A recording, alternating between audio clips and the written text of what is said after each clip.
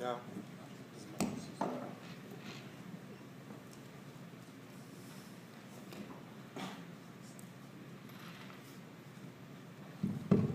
Alright. I'd like to thank you all for coming out in the freezing cold weather to sit in the freezing cold room and listen to us speak. I'll be presenting on the gratuity of love, and I'll be examining two philosophers from the 20th century. Both are writing at the time of World War II and a little bit after. One is a hardcore atheist philosopher who is, has a really militant philosophy against the church. And the other is a Catholic existential philosopher named Gabriel Marcel. Both are actually really close friends, but intellectual rivals as well. Both are playwrights and would attend each other's plays and would sit halfway through the play and then storm out. And this was a big thing in France. This was actually a really, these two thinkers were really popular and they were kind of setting the trends in France. So let's get into their thought a little bit. So Sarte divides all of reality into two categories, being in itself and being for itself. Being in itself has identity, fixity, and passivity. This table, for example, is being in itself. It is a thing, or Sarte would say, an object. Being in itself is also determined within a causal series of natural laws. Gravity, for example, would cause this table to fall if it were dropped from the ceiling. Being for itself, on the other hand, lacks identity. It is fluid and always in flux. For Sarte, consciousness is for itself, since it is undetermined. It is not bound by any laws, but it absolutely transcends them. It can fix its own identity and fix the identity of others. That is, unlike this table, consciousness is free to determine itself. The rest of Sartre's philosophy, including his descriptions of our relationships with others, stands on this fundamental division of the in itself and the for itself. It is best to describe our relationships with others by beginning with a description of an unpeopled environment. When we look out into the world from a park bench, for example, we see trees, birds, a pond, and a footpath. The trees might be further than the pond, the birds might be higher than the footpath, but the tree is only farther than the pond and the bird higher than the footpath, only from our perspective on the bench. The entire environment, in a sense, is sucked into our consciousness from our own perspective. We stand at the center of our environment, incorporating and assimilating it into the structure of our own consciousness. Now suppose that a man walks along the footpath within our line of sight. In one sense, we perceive the man in the same way that we perceive the tree. He may be closer than the pond and lower than the bird, but Sarte contends that our perception of the man, in another sense, is fundamentally different from our perception of the environment. For the man is another center of reality. The bird and the tree, even the bench we sit on, now stand in relation to his consciousness. He is at the center of his environment, as a whole in the universe towards which things are flowing. No longer do we alone possess the center of reality. This man does as well. The man then turns towards us, looks at us, and in effect objectifies us. He perceives us like any other object in the world, just like he would perceive the tree or the bird. He sees us sitting at a certain distance from him and a certain distance from the pond. Perhaps we were even sitting on the exact bench that he wanted to sit on, thus revealing ourselves as a nuisance to the man. In other words, in looking at us, the man assimilates us into his consciousness and attaches meaning and value to our existence. The man perceives us as an object, as an in itself, that is located within his environment. This means, however, that the man perceives us in a way that we cannot perceive ourselves. He perceives us from within his own world, within his own consciousness, with its own concerns, with its own projects, and there perceives us in a way that escapes us. We have no access to this man's interpretation of our being. He posits our being, but what he posits is beyond our reach. Perceiving the man, then, is different from perceiving an object, for the object has a fixed identity, while the man fixes identity. A mere object, such as this table, cannot objectify us. However, this man transcends us as he looks at us. He fixes our identity and objectifies us. He is therefore a co-present and a rival freedom in this situation. Sarte says, I am no longer master of the situation. Or more exactly, I remain master of it, but it has one real dimension by which it escapes me, by which unforeseen reversals cause it to be otherwise than it appears to me. The man introduces a new and catastrophic aspect to our world. No longer are we masters of our environment, the shapers of the world. This man is another world shaper, and we are just one object amongst other objects in his world. In his freedom, this man determines our being. Relations with the other, however, never remain static. This man does not always stand over and against us. Rather, we can escape his objectifying eye in one of two ways. First, we can return the look and objectify him. And second, we can try to possess him so that he serves us. Each of these possibilities represents a distinct response to the look of the other, and each represents a method by which we can transcend him. Nevertheless, Sarte is clear that each of these methods inevitably fails in the end, and that the tension between us and this man never ceases. We and the other chase after each other, round and round in a vicious circle, like horses on a roundabout. In other words, even when it seems that we have fully mastered the other, or when it seems that the other has mastered us, there is always the possibility that the roles of subject and object will be reversed. Therefore, these descriptions of how we break free from the other must always remain within the context of unending antagonistic relationship between us and the other. Sarte writes, while I attempt to free myself from the hold of the other is trying to free himself from mine. While I seek to enslave the other seeks to enslave me. We are by no means dealing with unilateral relations as an object in itself, but with reciprocal and moving relations. Conflict is the original meaning of our relationships. Either we are trying to transcend the other and objectify him, or he is trying to objectify us. It gets a little lighter. It's not so dark the entire time, I promise. We can break free from the look of the other by indifferently returning the look and objectifying him. Indifference is a rejection of, or a blindness to the other's freedom. To be indifferent to the other is to treat him as a thing. In indifference, I scarcely notice others. I act as if I were alone in the world. I brush against people as I brush against a wall. I avoid them as I avoid obstacles. When indifferent, we do not recognize the other's freedom. We treat him as if he were not a subject, as if he were not able to transcend us.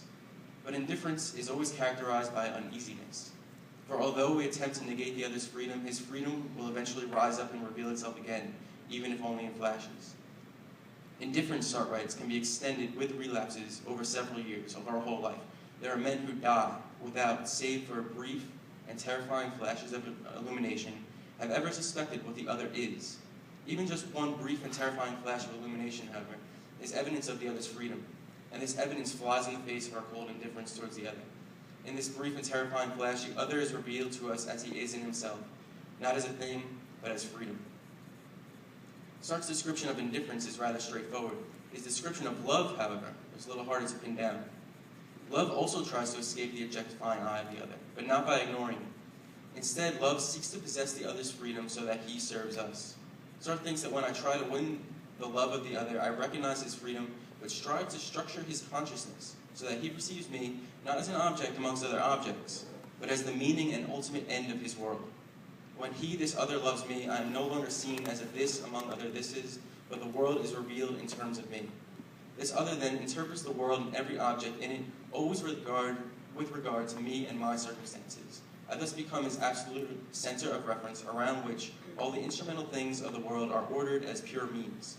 This man's look towards me is not one of objectification, but of fascination and adoration.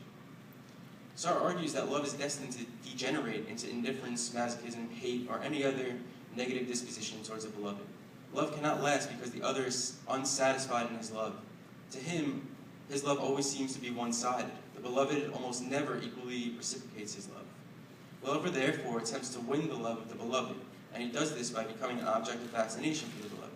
He treats himself as if he were an object, that is, he degrades himself just to draw love from the other.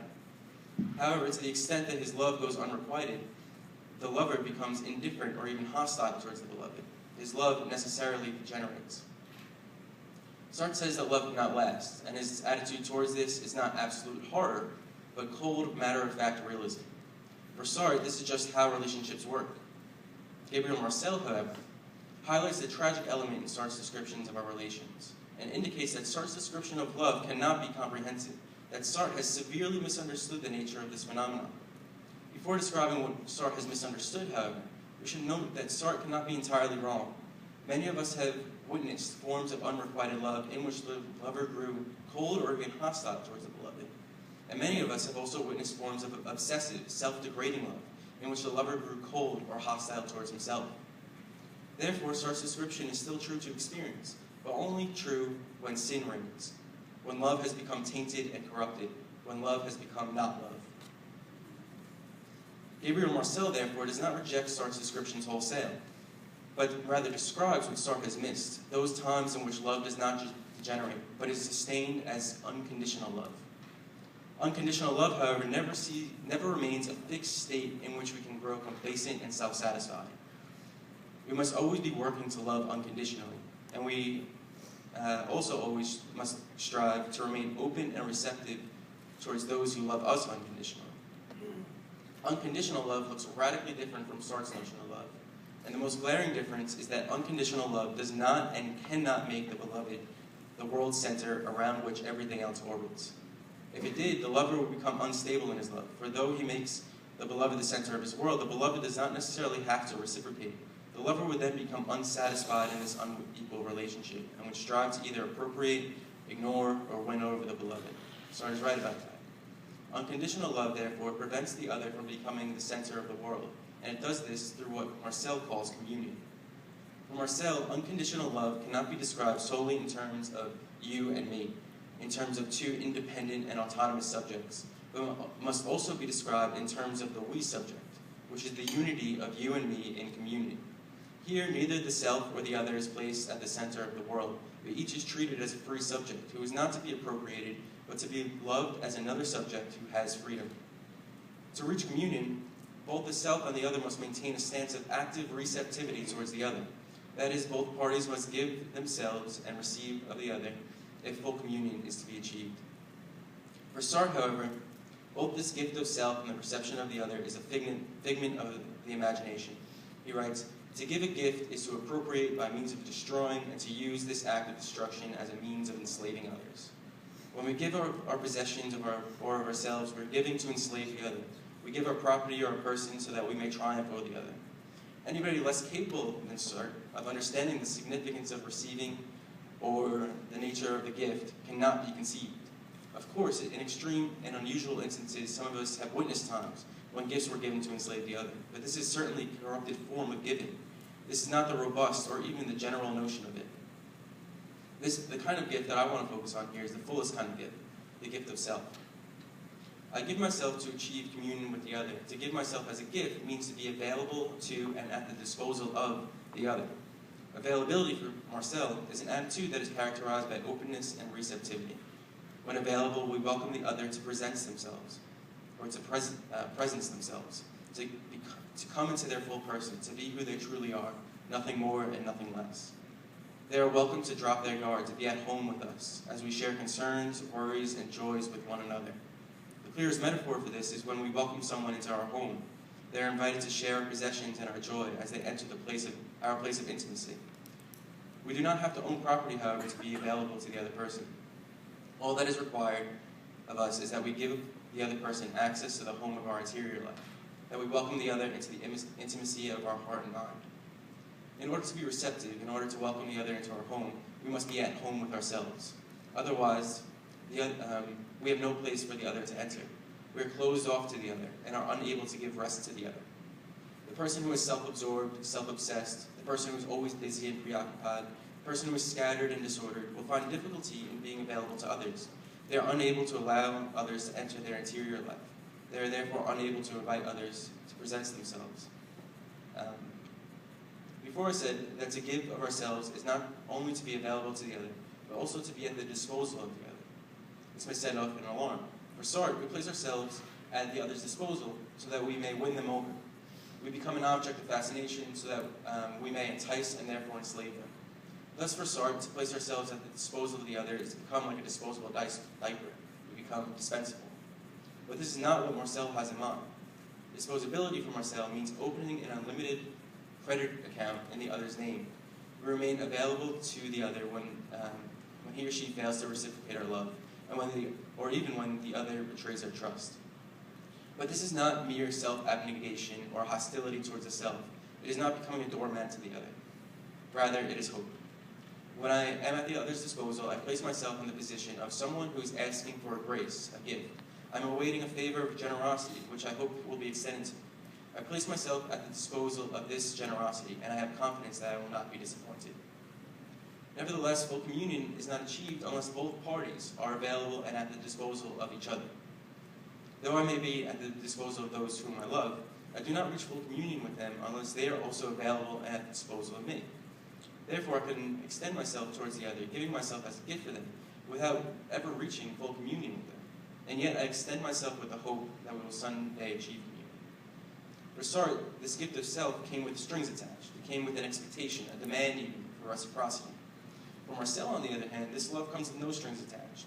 It is instead fueled by a hope, a mighty hope, that you and me will one day achieve communion in full reciprocal relationship of giving and receiving. We extend ourselves so that we may receive the other, and we receive the other so that we may give ourselves.